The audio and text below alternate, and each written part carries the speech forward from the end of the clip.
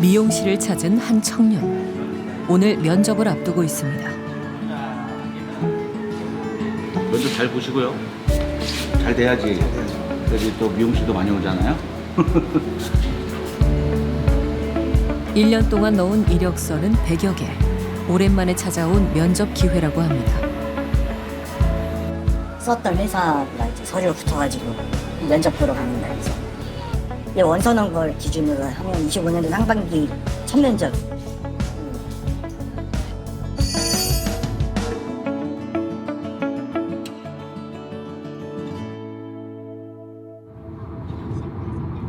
아버지의 차를 빌려 면접장으로 향하는 27살 진영 씨. 머리도 옷도 신경을 많이 썼습니다. 면접 기회조차도 사실 흔하지가 않아요. 아, 그래요? 그 기회 하나하나가 되게 간절하거든요. 진영 씨의 대학 전공은 물리학. 반도체 관련 일자리를 찾고 있습니다. 끝나면 전화 주세요. 알겠습니다. 네. 면접 잘 보세요. 고맙습니다.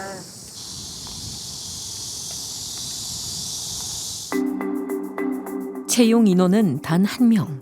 경쟁률은 약 300대 1에 달했습니다. 40여 분 후 진영 씨가 나옵니다. 옷은 왜 갈아입었어요? 네? 뭐 이제 면접 끝났으니까요. 면접은 어떻게 잘 보셨어요? 잘 모르겠네요. 생각 빡세게 보더라고요. 빡세게? 네. 이렇게 귀중한 기인데 날려버린 것 같아가지고 아쉽네요. 아쉬운 남네요. 취업 스펙을 쌓기 위해 졸업 직후엔 공공기관의 연구소에서 인턴 생활도 했습니다. 사실 취업을 위한 하나의 스펙인 거죠. 네. 근데 다른 사람이랑 내가 어떻게 더 차별화될까, 내가 어떤 강점을 가질까, 내가 어떻게 일하기 좋은 사람으로 보일 수 있을까, 이제 그런 걸 더 생각하는 거죠. 뭐 상황 탓하면 상황이 바뀌는 건 아니잖아요. 제가 바꿀 수 있는 걸 찾아야죠.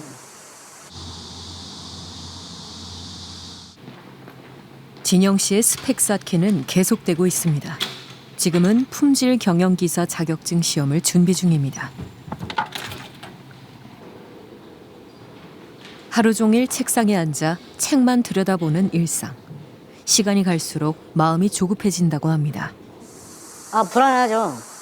사실 취업은 언제면 끝난다가 아니고 언제까지 끝내야 되는 그런 거라서, 특히 신입 채용, 이제 나이가 먹으면 먹을수록 저희 매력도가 떨어진단 말이에요. 이제 제 동년배에 석사가 나온단 말이에요. 슬슬 하나둘씩. 그래서 이제 더 불안해지는 거죠. 저는 이제 내년부터는 제 동년배 석사들이랑 경쟁해야 돼요. 걔네들에 비해서 제가 나을 게 뭐가 있냐는 거예요. 끝이 보이지 않는 취업 경쟁. 그래서 진영 씨는 더 막막합니다. 취업이 됐다고 해가지고 또 끝날이라는 보장이 없을 것 같아요. 제가 뭐 벤더사에 들어간다든가 뭐 고객사에 들어간다든가 뭐 그러면 사실 제가 생각하는 기업에 들어가기 위한 중간 다리에 불과한 거예요. 그러니까 그러면 또 저는 또 계속 취업을 했는데도 취업 준비를 하겠죠. 네, 안 끝나겠죠.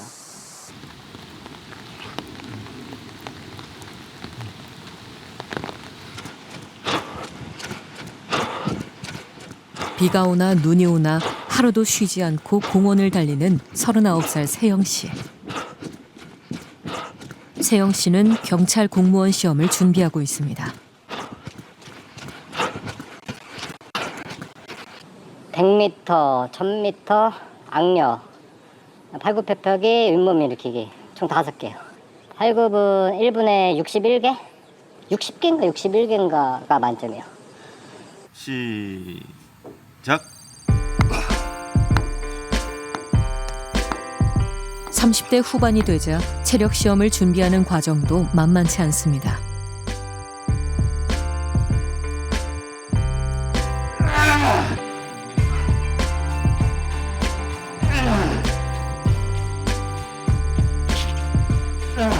땡. 1분 딱 됐습니다. 몇 개 했어요? 40개 한 것 같은데요. 40개? 네. 그럼 괜찮은 거예요? 어때요? 40개만 한 6점 되는 것 같은데요. 6점? 10점 만점에? 네. 제가 알기로 경찰 수험생 평균 나이가 20대 후반 한 28, 이 정도로 알고 있거든요. 아무래도 그 친구들보다는 힘들더라고요. 없어 여기. 풍력이라고 있다고 내면 틀려. 풍력이란 말은 없어요. 경찰 공무원 시험 오수생. 당연히 너도 중요한 공익 있으면 이거 학원비를 그러니까 절약하기 위해 인터넷 강의로 독학합니다. 자, 첫 번째 판례는 자동차의 무과실 책임이죠. 노트북으로 보면 좀 넓잖아요. 아, 이게 돈 아끼려고 제가 그 공유를 하거든요. 기계를 한 번 등록시키면 이 기계에서밖에 못 봐요. 제대 후 대학에 진학한 세영 씨. 경험을 쌓기 위해 호주와 뉴질랜드로 워킹 홀리데이도 다녀왔습니다. 전공은 언론정보학. 하지만 적성과 맞지 않아 전공 분야로의 구직 활동은 하지 않았다고 합니다. 졸업할 때쯤 이제 교수님이 이제 추천을 해주셨는데 그쪽으로 갔다가 금방금방 나오는 거 보고 이제 저 전공이랑 또 관심도 없어지면서 안 쓰게 됐던 것 같아요. 그냥 뭐 단기 아르바이트 이런 거 하면서 제가 쓸 돈만 있었으면 됐었으니까 급하지 않다. 나는 이제 뭐 천천히 해도 되겠다. 이게 금방 시간이 가버리더라고요. 안정적인 일자리를 갖고 싶어 시작한 경찰 공무원 시험 준비. 시험 떨어지고 한 몇 개월 안 하다가 다시 시작해가지고 붙었어요. 이제 면접 가가지고 떨어지고 아쉽잖아요. 그래서 지금 또 다시 또 도전하고 있는 거죠. 오후 3시가 넘어서야 세영 씨는 점심을 먹습니다.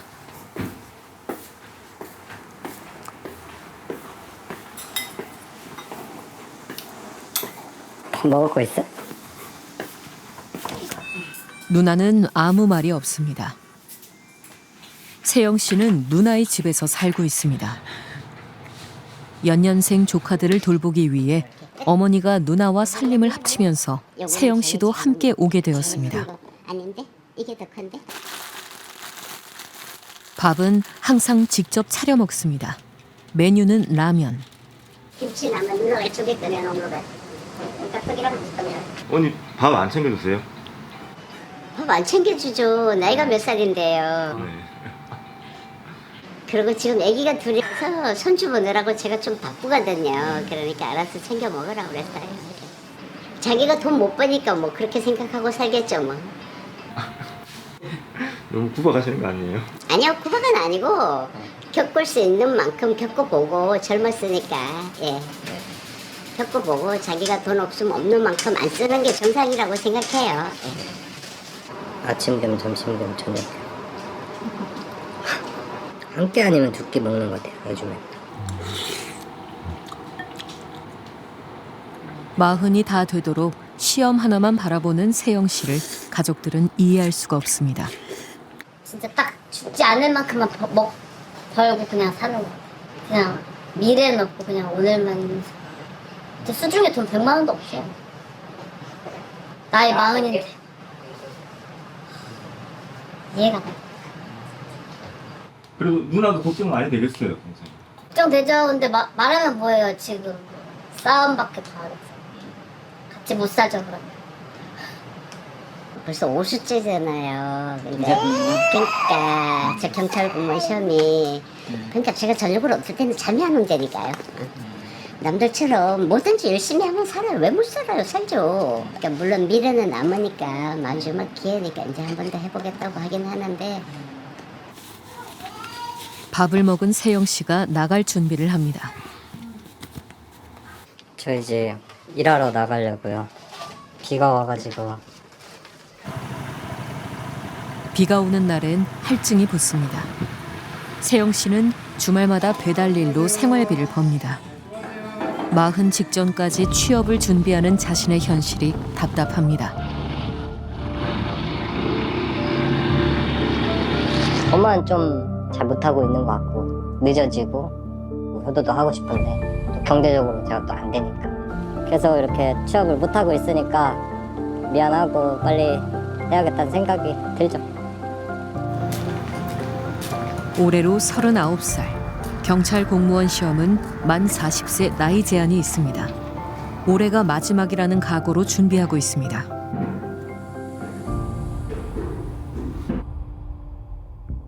앞서 본 청년들처럼 취업자도 실업자도 아닌 15세 이상 인구를 비경제 활동 인구라 부르는데요. 고용시장의 구조 변화를 보여주는 핵심 지표 중 하나로 쓰입니다. 통계청에 따르면 최근 3년간 우리나라의 비경제 활동 인구는 꾸준히 감소해 왔습니다. 그러나 대학교를 졸업한 비경제 활동 인구는 오히려 증가해 그 규모가 역대 최고 수준을 기록했습니다. 이는 고학력 청년층이 취업을 시도조차 하지 못하는 구조적 고용 위기에 놓여 있음을 의미하는데요. 70%가 넘는 높은 대학 진학률에 어학 능력, 인턴 경험, 각종 자격증까지 모든 면에서 가장 높은 스펙을 가진 세대. 90년대생들은 왜 취업문 앞에서 멈춰 있는 걸까요? 청년들의 이야기를 더 깊게 들어봤습니다.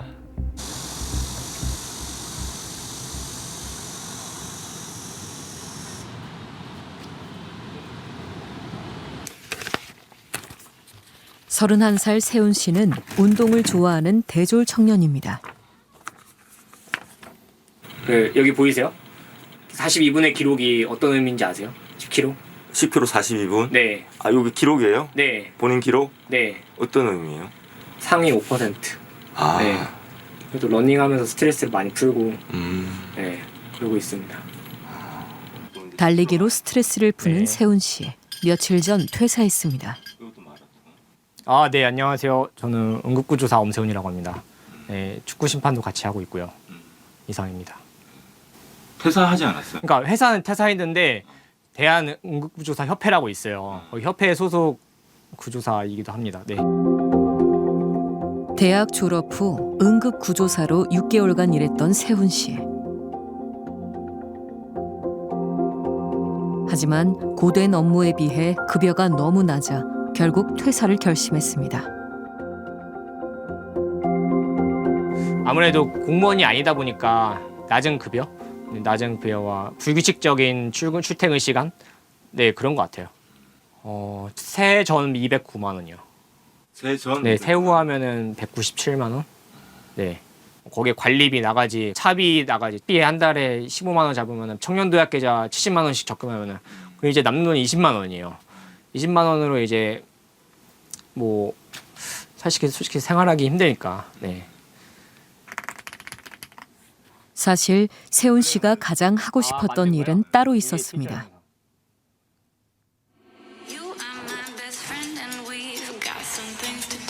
몇 년 전 영상 공모전에서 입상도 했습니다. 그는 영상 제작 관련 업무를 희망했습니다. 직접 촬영하고 편집도 다 했었거든요. 근데 그 과정이 되게 재밌더라고요. 막 48시간 밤새면서 일했던 기억이, 그러면서 되게 재밌었던 것 같아요. 네. 이후 미디어 영상학과에 편입했고 졸업 후 언론사 시험에 도전했습니다. 하지만 좁은 취업문을 통과하지 못했습니다. 되게 원서를 많이 한 15번 정도 넣었었는데 네, 다 불합격해가지고 회사에서. 네. 뭐 면접에서도 떨어진 적도 있었고 서류에서도 떨어진 적도 있었고. 본인이 가장 하고 싶은 일은 어떤 일이에요? 사실 미디어 쪽이죠. 근데 안 되니까. 네. 아무래도 여러 번의 탈락, 네, 시험 불합격, 그리고 현실적인 선택을 해야 할 때가 왔지만 여전히 미련이 남는다는 세훈 씨. 맞아요. 이 수업 들으시는 거예요? 맞아요. 이게 무슨 수업이에요? 청년들을 대상으로 한 무료 글쓰기 특강을 듣고 있습니다. 세훈 씨는 퇴사 후 시간을 허투루 보내고 싶지 않았습니다. 이걸 기억해 주시면 좋을 것 같고요. 가장 중요한 거, 독자의 반응을 미리 예상해서 그 상대 의견에 대해서 내가 어떻게 요목조목 다시 설득할 수 있을까를 염두하고 첫 문단을 쓰셔야 돼요. 더 열심히 노력했더라면 꿈꿨던 미래에 닿을 수 있었을까? 미래를 결정하는 일은 여전히 쉽지 않습니다. 예전에 제가 그 기자 준비했을 때 좀 더 열심히 할 걸, 좀 더 열심히 하고 더 열정적으로 할 걸. 그리고 그래도 아직 포기하지 못하는 것 같아요. 아직 미련이 남는 것 같고. 통계청에 따르면 청년들의 첫 직장 근속 기간은 1년 6개월. 퇴사를 하는 가장 큰 이유는 근로 여건에 대한 불만족입니다. 종민 씨도 2년 전 첫 직장을 그만뒀습니다. 지금 공부하는 건 유통관리사. 유통관리사 공부를 지금 하고 있고 시험이 8월 30일에 있어요. 8월 30일? 네, 그래서 얼마 안 남아가지고 좀 열심히 해야 돼요. 네. 이번 달이네. 네. 작년 9월. 9월 달에 집을 구했어요? 네. 아무래도 여기에 직장들이 되게 많이 몰려 있고 저도 여기 주변에 직장을 이제 잡으려고 구하게 됐습니다. 6개월이면 끝날 줄 알았던 재취업. 하지만 구직 활동 기간은 1년을 훌쩍 넘겼습니다. 월세 110만 원. 친구와 나눠 내던 월세가 부담돼 얼마 전엔 지방의 본가로 내려갔습니다. 지금은 여기에서 살고 있진 않고 그냥 일이 있을 때만 이렇게 왔다 갔다 하고 있어요. 아무래도 서울에 있다 보면 좀 돈 나갈 때가 너무 많으니까 그냥 나가기만 하면 돈이니까.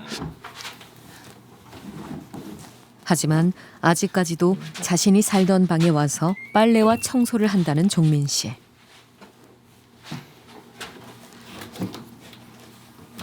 근데 지금은 이게 안 살잖아요. 왜 친구 빨래까지? 네, 이게 원래 월세를 반반 부담하려고 했었는데 제가 또 친구한테 좀 미안하게 혼자 부담하게 만들어서 좀 미안한 마음에 올 때마다 맨날 집안일을 해줍니다. 그의 첫 직장은 IT 회사. 입사한 지 얼마 지나지 않아 회사 사정이 어려워졌고 그는 자회사로 옮겨야 했습니다. 그럼에도 회사에 잘 적응하고 싶었다는 종민 씨. 보통 요즘 중소들은 그 포괄임금제를 하잖아요. 사실 전 직장도 그래서 포괄임금제였고 제가 전 회사 다닐 때 좀 바쁜 시기에 4월 한 달 내내 야근을 했어요. 어떤 날은 퇴근하는 길에 속이 너무 안 좋은 거예요. 그래서 집을 가자마자 토를 시작을 했는데 새벽 2, 3시까지 계속 뭐 먹지도 못하고 계속 토만 하고 응급실 갔다 오고 그렇게 일을 해도 들어오는 월급은 똑같고 약간 이런 상황인 거죠. 근데 사실 이러면 누가 그렇게 야근을 하고 싶어 하겠어요. 결국 종민 씨는 회사를 그만두었습니다. 하지만 퇴사 후 공백 기간이 이렇게 길어질 줄 몰랐습니다. 종민 씨는 올해 안에 어디라도 들어가고 싶습니다. 경력 공백이 길어질수록 취업은 더 어려워지기 때문입니다. 이게 무슨 책이에요? 요거는 유통관리사 2급 이론 교재예요. 그래서 요걸로 이제 공부를 하고 요거는 오픽인데 회화 스피킹 시험이다 보니까 요걸 보면서 답변을 준비를 하고 암기를 하고 시험 준비를 하는 거죠. 자격증 취득 후 경력을 상대적으로 덜 보는 유통회사에 지원해 볼 계획입니다. 제 고려 사항 중에 가장 큰 거는 좀 빠르게 취업을 할 수 있는 분야인 것 같아요. 그래서 사실 패션 쪽은 계속 도전을 해봤는데 좀 잘 안 됐거든요. 계속. 그리고 그쪽에서 요구하는 신입이나 인턴한테 요구하는 정도도 좀 경력직에 가까운 조건을 요구를 하는 경우가 많아서 그래서 사실 요즘에 패션 쪽은 조금 포기를 하고 양질의 일자리와 열악한 일자리의 간극이 점점 커지는 현실 속 취업난은 더욱 심화되고 있습니다. 흔히는 이중고자라고 표현을 하기도 하는데 노동시장 자체가 청년이 선호하는 양질의 일자리 그리고 청년이 선호하지 않는 상대적으로 좀 열악한 일자리로 구분이 되어 있고 워낙 그 둘 간의 이 조건의 격차가 크다는 거예요. 예를 들어 임금도 상당히 격차가 크고 근로시간도 격차가 크고 근데 이런 와중에 양시장 간의 이동이 상당히 경직되어 있다는 게 문제인 겁니다. 그래서 청년이 처음 어느 일자리로 취업하느냐가 사실 전체 생애에 있어서 일자리 경로를 결정해버리는 구조인 거예요. 지금 청년 취업난 문제는 그들 개개인이 못나서 겪는 문제가 아니라 우리 사회 구조가 그만큼 이 청년 취업난을 만들어내는 구조적인 문제이다 보니까 사회가 나서야 될 문제다. 왜냐하면 사회 문제이기 때문에. 요즘 청년들 사이에 유행하는 중고 신입이라는 말 들어보셨습니까? 경력을 요구하면서도 정작 제대로 인정해주지 않고 더 많은 준비를 요구하면서도 기회는 줄여버린 왜곡된 채용 시장의 현실이 담긴 신조어입니다. 미로 속에 갇힌 채 헤어나오지 못하는 청년들의 고단함도 느껴지는데요. 채용 현실이 이렇다 보니 원하는 조건의 직장에 들어갈 때까지 사회 진출을 최대한 유예하는 청년들의 선택을 충분히 이해할 수 있습니다. 하지만 전문가들은 일자리가 양극화된 현실 속 구직 활동 기간이 길어지고 어느 순간 포기해버릴 경우 청년들이 고립과 은둔이란 더 복잡한 미로에 갇힐 수 있다고 우려합니다. 실제로 조사에 따르면 청년들이 고립 은둔을 하게 되는 가장 큰 이유도 취업의 어려움이었습니다. 낙타가 바늘구멍 들어가려 하는 그런 아주 치열한 경쟁에 일부만 통과되고 거기에 이제 통과되지 못한 탈락자들이 이제 뭐 계속 뭐 재수 삼수 뭐 하는 식으로 시도하다가 그나마도 안 되면은 그러면 이제 은둔하거나 고립되거나 단념하거나 하는 그런 존재로 청년 노동시장에서의 여러 가지 이제 탈락자들의 굉장히 좀 사회 안타까운 그런 존재들을 보게 되는 거죠. 취업 실패를 경험한 뒤 고립은둔 생활을 하고 있는 딸. 그 부모님을 만났습니다. 딸의 나이는 41살. 집에서만 생활한 지 10년이 넘었다고 합니다. 어머님은 따님 얼굴 본 지 얼마나 됐어요? 좀 오래됐어요. 5년 넘은 것 같은데? 한 5년? 예. 대학교 다닐 때도 보면은 알바도 좀 하고 그다음에 졸업하고 난 후에 취업해가지고 직장 생활을 좀 잘했었어요. 그래서 자기가 원하던 어떤 그런 직장이 아니다 보니까 그런 것도 있고 그다음에 인간관계도 있고. 딸은 부모님 집에서 5분 거리의 빌라에서 혼자 살고 있습니다. 독립시키면 나아질까 하는 기대가 있었습니다.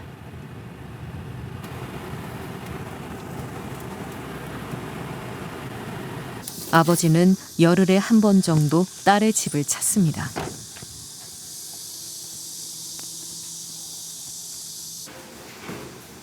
전날 밤 딸에게 제작진의 방문을 이야기해 놓았습니다.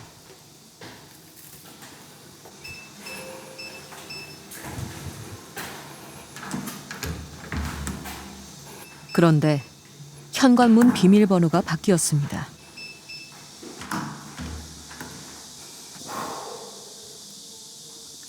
점점 더 방안 깊숙이 자신을 밀어넣고 있는 딸.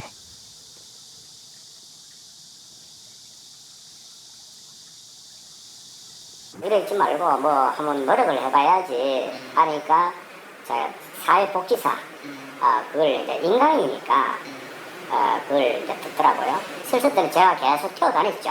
그 사회복지사 자격증을 땄는데 따고 취업을 하려고 하니까 또 취업이 잘 안 되더라고요. 몇 군데 넣어보니까 안 되잖아요. 그럼 이제 자신감이 이제 안 되는구나. 자신감이 더 상실하게 되죠. 성공을 못하니까 뭐. 반복된 취업 좌절을 경험한 후 세상과 담을 쌓기 시작한 딸. 문제는 시간이 갈수록 딸의 상태가 심각해지고 있다는 겁니다. 운동하는데 내가 같이 가다가 저 누가 오면은 내 뒤에 숨는다니까요. 다른 사람이 자꾸 쳐다본대요. 자신이 없는 거 사람 만나는 게 그게 두려워. 두려워. 처음에는 안 그랬죠. 그러다가 많이 아파졌는데. 여러 가지로 이제 자기하고 이제 마땅히 운동 이제 들어가다 보니까 이제 그런 상황이 이제 좀 심각해지긴 그죠. 대화도 많이 줄었습니다. 아버지와도 문자로 용건만 주고받습니다.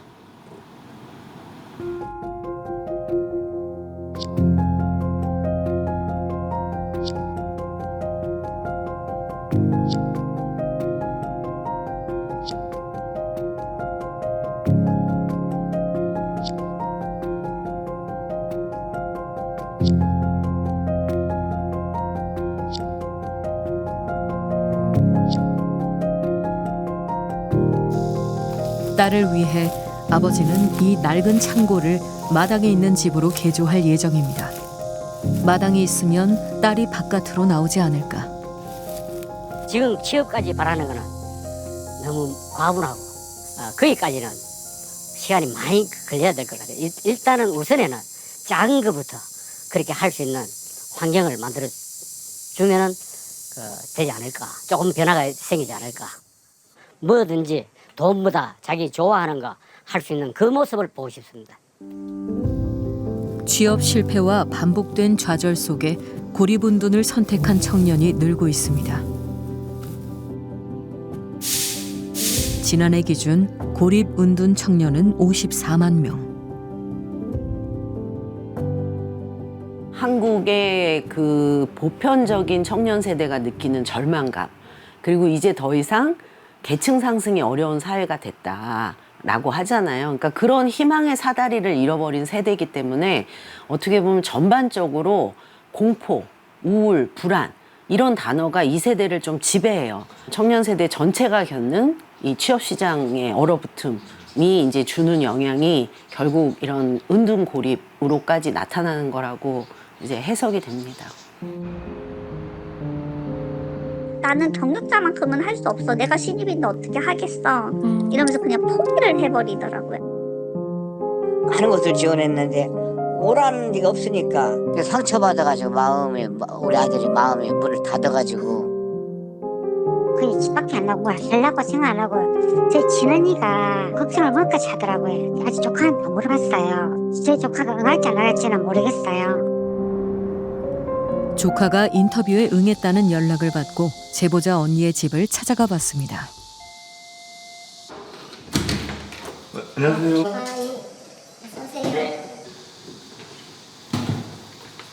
아드님 방은 어디예요? 여기 층입니다. 여기요. 네. 항상 굳게 닫혀 있다는 아들의 방문. 뭐예요? 어릴 때 사진이에요. 아드님? 네. 한 5살. 이 아드님인 거죠? 네. 아드님이 어땠어요, 그때는? 좋았죠. 개구장이었고 항상 사고치고. 항상 나오시고. 대학 졸업 후 더 나은 일자리를 위해 대학원까지 진학했었던 아들. 하지만 졸업 후 2년째 취업을 못하고 있습니다. 혼자 방 안에서 보내는 시간도 길어졌습니다. 또 속 시원하게 표현을 해주면은 엄마 나 이거 할래 뭐 저거 할래 이러면은 마음이 편할 건데 그래 안 해주니까 무슨 생각을 가졌는지 알 수가 없잖아요. 일 때문에 집을 비우는 때가 많은 어머니. 혹시라도 아들이 나쁜 마음을 먹을까 마음을 졸입니다. 사람 일은 알 수가 없잖아요.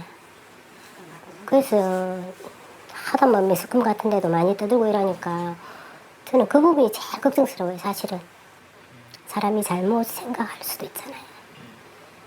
진짜 그 때문에 마음 졸이는 거는 말도 못해요. 진짜 살아있으면 감사하는데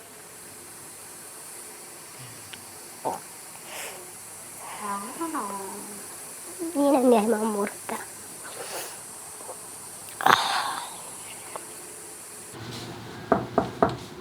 아들과 직접 이야기를 나눠보기로 했습니다. 안녕하세요. 들어와도 되죠? 아, 예, 들어드려야 돼요. 네. 예상 외로 제작진을 흔쾌히 맞아줍니다. 취업을 포기했다가 최근에 다시 구직 활동을 시작했습니다. 취직한다고 해도 이게 뭘 해야 될지 아직 정확히 모르겠거든요. 뭐라도 해야 되는데 이 생각만 들고 있는 상태입니다.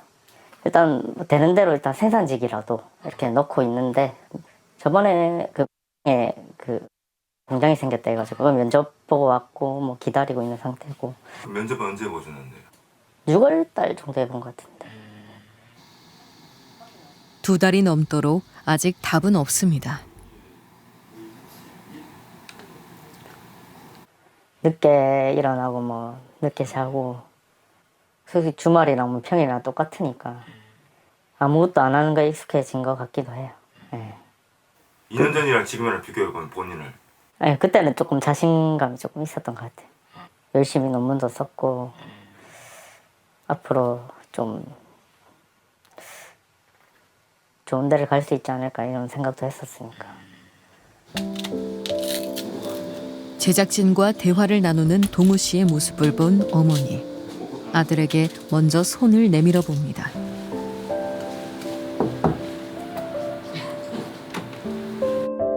과일 먹어라.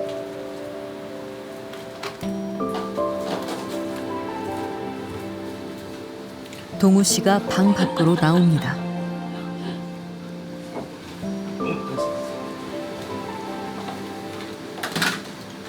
과일 별로 안 좋아해요. 과일을 안 좋아해요?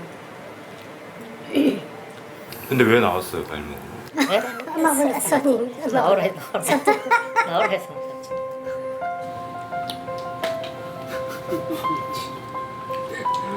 오랜만에 마주 앉은 가족. 동우 씨의 웃는 얼굴을 본 어머니와 이모. 마음이 조금 놓입니다. 위로 오늘 밝아갖고 너무 좋네. 밝기는 밝는데 이만큼은 안 밝거든요. 오늘 말도 되게 잘하는 것 같고. 진짜 놀랬어. 그런데 난 또 응해놓고 혹시나 난 또 이모야 못하겠다 할 줄 알았거든요. 또 아직까지 아무도 없고 또 일주일 나고 진짜 우리 조카지만 새로운 면을 본 것 같아요. 현실이 두려운 청년들. 그나마 희망적인 건 이들 대부분 사회로 나오고 싶어 한다는 겁니다. 실제 질문을 해보면 한 82% 정도의 운동고립 청년들은 나오고 싶다. 근데 어떻게 나가야 될지 모르겠고 사실 내일 당장 나갈 곳이 없다라는 얘기를 제일 많이 하세요. 고리분둔 생활에서 벗어나 회복 중인 청년을 만나보기로 했습니다.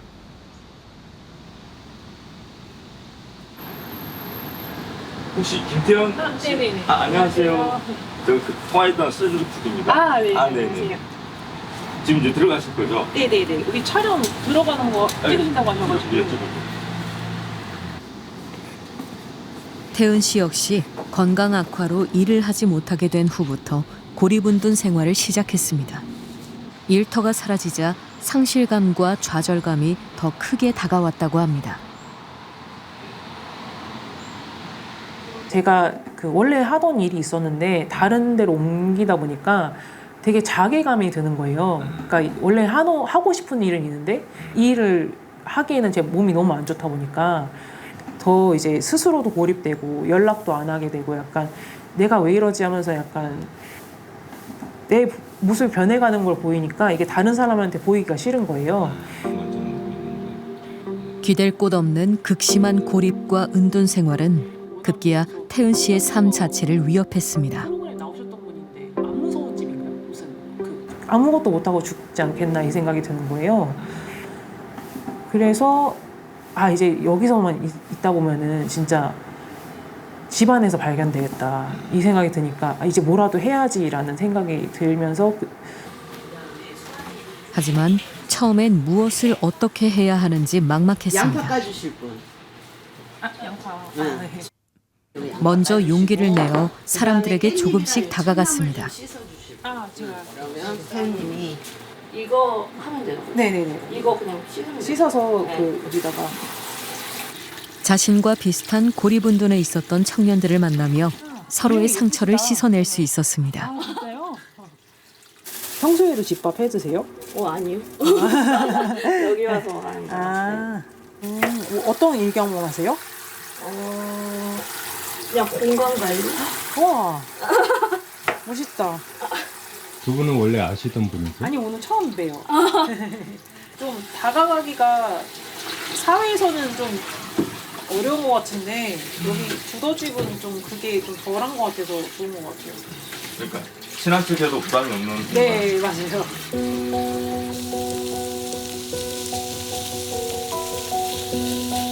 본인이 요리해서 청년들을 주는 게 아니라 하는 거니까. 사람에게 다가가는 일이 조금 쉬워진 후 다시 일할 수 있는 자신감을 얻을 수 있었습니다. 제가 아이들 돌봄하는 그 함께 놀터라는 곳에서 일을 하게 됐고요. 그 리사이클링 하면서 서로 이제 물물 교환하는 곳이 있거든요. 거기서 일을 하고 있어요. 그늘지만. 반복된 취업 실패로 은둔을 선택하는 청년들. 이들이 다시 세상 밖으로 나오기 위해선 무엇이 필요할까? 그러니까 뭐라도 하기로 했으면 진짜 정말 쓸데없는 거라도 진짜 하나라도 그냥 해보셨으면 좋겠다. 그러니까 실패를 하든 아니면 성공을 하든 간에 그 경험이 엄청 큰 도움이 되더라라는 게 그 은둔몰입 생활을 하다가 조금씩 벗어나는 이 과정 속에 되게 큰 교훈이었던 것 같아요. 네. 그래서 집 가까이에서 15분 슬리퍼 끌고 가서 사실은 책도 읽다가 다른 나랑 비슷한 경험을 한 친구랑 수다도 떨다가 자기 아픔에 대해서 눈물도 확 터뜨렸다가 그러면서 내가 이러고 있으면 안 되지. 야, 우리 뭐라도 좀 해볼까? 뭐 동아리처럼 이렇게 시작할 수 있는 연결의 계기들, 작은 공간들을 더 만들어야 된다라고 보고요. 이 문제를 우리보다 먼저 겪은 나라가 일본입니다. 1990년대 초 버블 경제가 붕괴한 뒤 대졸 취업률은 50%대로 곤두박질 쳤는데요. 이 시기를 일본에선 취업 빙하기라 부릅니다. 당시 노동시장 진입에 실패한 세대는 40, 50대가 된 지금까지도 불안정한 고용에서 벗어나지 못했고 결국 일본 사회에 큰 부담으로 남게 됐죠. 이들을 두고 잃어버린 세대라 부르기도 했는데요. 일본의 전문가는 한국 청년들이 같은 길을 걷지 않도록 정부가 청년들을 노동시장 안으로 끌어들일 수 있는 적극적인 대응이 절실하다고 조언합니다. その時点で安定した仕事につけず、将来を見据えた人生設計ができないままに一部は40代、50代になりました。20年経ってから政府や行政が大掛かりな財政支援を積極的にしています。今韓国でもそのような状況の中で先送りをしてしまうと10年後、20年後にその世代が大きな社会的に不安定な状態で、かつ社会の中核をなす世代になりますので、やはり今の段階で積極的に政府による支援をしないと、後々日本と同じような形になる可能性はあるかなと思います。 서울 관악구. 34살 예나 씨가 출근을 위해 버스에 오릅니다. 평소 같았으면 방 안에 누워 있었을 시각. 5년 이상 일을 하지 못했던 예나 씨는 올해 2월부터 다시 일을 시작했습니다. 저 도서관에는 이번 연도 7월 달부터 출근하게 되었어요.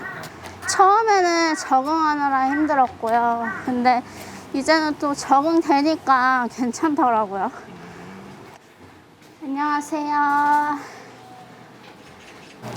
찾아서 여기 안내데스크 쪽. 네, 알겠습니다. 예나 씨의 주요 업무는 도서 대출 반납 업무를 지원하는 일입니다.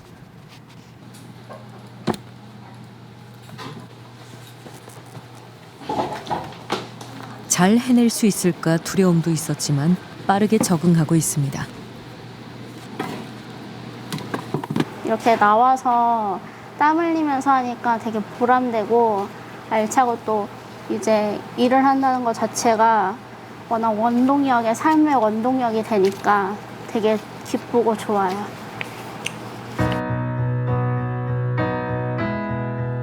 예나 씨가 사회로 나올 수 있었던 건 여러 기관의 도움이 컸습니다. 좀 저는 누워만 있었어요. 그냥 뭔가를 하려는 에너지가 너무 떨어져서 좀 안 좋은 생각이 들더라고요. 그렇게 있다가 이러면 안 되겠다, 회복을 해야겠다 해서 시작한 게 동사무소에 가서 좀 도와달라고, 그게 시작이었어요. 기댈 곳이 없었던 예나 씨는 무작정 주민센터를 찾아가 도움을 요청했습니다. 주민센터에서는 지역의 종합사회복지관과 연계해 지원 방법들을 찾았고, 지역의 청년 문화 공간인 신림동 3룸과 연결되었습니다. 도와줄 사람을 찾아가니까 솟아날 구멍이 있는 거예요. 그래서 그렇게 하면서 도움을 받았죠. 예나 씨는 구직 단념 청년들을 위한 청년 도전 지원 사업에 참여했습니다.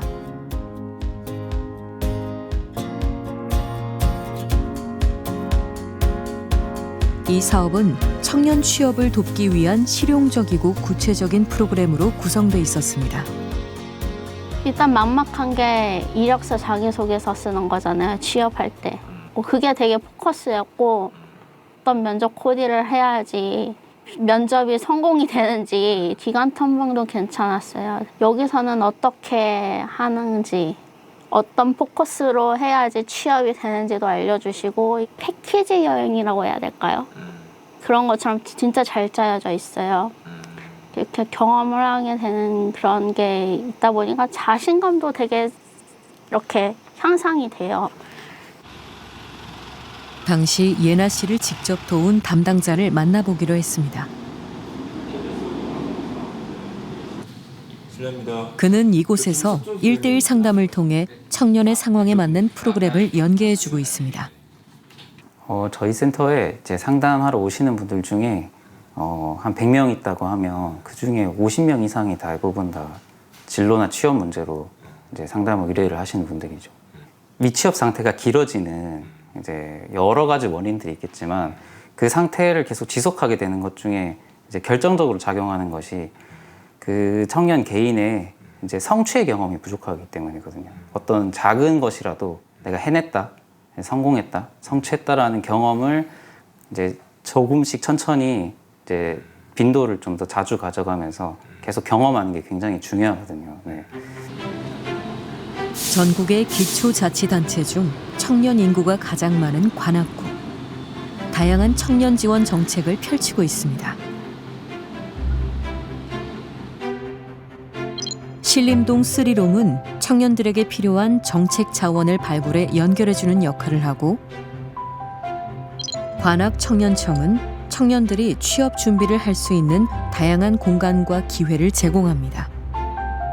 공간 복지가 굉장히 좀 중요하다고 보고 있거든요. 신림동 3룸이라든지 관악청년청이라든지 이런 청년들의 네트워크 공간을 만들어 줌으로써 여기를 찾아와서 상담을 구하고 이런 프로그램, 이런 정책이 있다는 것을 알게 됩니다. 그런 발굴이라든지 참여할 수 있게 홍보라든지 이런 부분들이 굉장히 해보니까 중요한 대목이었습니다.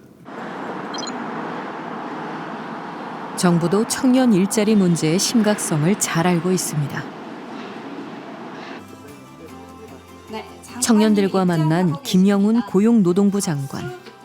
청년들이 체감할 수 있는 취업 지원 정책을 만들겠다는 포부를 밝혔습니다.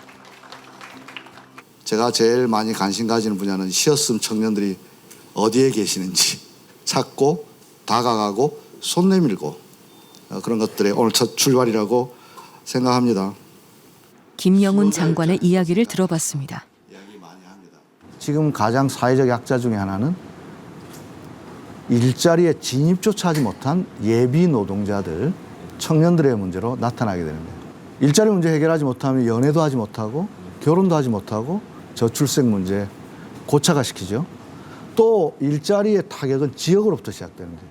청년이 떠난 지역은 지역 소멸로 이어질 것이고 이것은 우리 모두가 갚아야 될 사회적 재난입니다. 해결이 쉽지 않은 일자리 문제. 장관이 생각하는 문제 해결의 출발점을 물었습니다. 한국 사회 산업 구조상에서 절대 다수의 일자리는 중소기업에서 나옵니다. 이 중소기업에 좋은 일자리 만드는 거 대단히 중요합니다. 그러려면 중소기업의 지불 능력을 높여줘야 되고요. 대기업과 중소기업의 이익률 차이를 어떻게 좁힐 것인가. 산업정책도 중요하지만 노사관계 정책도 같이 적용되어서 원하청 동반 성장할 수 있는 그런 계기가 되고 청년들에게도 좋은 중소기업 일자리를 많이 만든다면 청년 문제 해결에 또 하나의 해법이 되지 않겠나 이렇게 생각합니다. 이달 내로 고용노동부는 청년들을 위한 일자리 정책을 공식 발표할 예정입니다. 청년들 각자가 처한 상황에 따라 맞춤형 지원을 한다는 계획인데요. 이를 멈추고 있는 쉬었음 청년들을 적극적으로 발굴해 회복의 기회를 제공하고 구직 활동 중인 청년들에겐 개인의 역량을 강화할 수 있는 프로그램과 구직 활동을 지원한다고 합니다. 마지막으로 일을 하고 있는 청년들이 일터를 떠나지 않고 계속 일할 수 있도록 기초적인 노동권이 보장되는 일자리 확충에도 힘쓰겠다고 합니다. 더 복잡해지고 양극화된 노동시장. 정책 하나가 청년들의 어려움을 단번에 해결해 줄 수는 없을 겁니다. 하지만 90년대생들이 취업의 높은 장벽에 가로막혀 좌절을 겪고 경제활동의 의지를 잃게 된다면 이는 곧 우리 사회의 큰 부담으로 되돌아올 수밖에 없습니다. 일자리 사다리를 다시 세울 첫걸음을 위한 고민과 노력이 지금 당장 시급하고 절실한 이유입니다.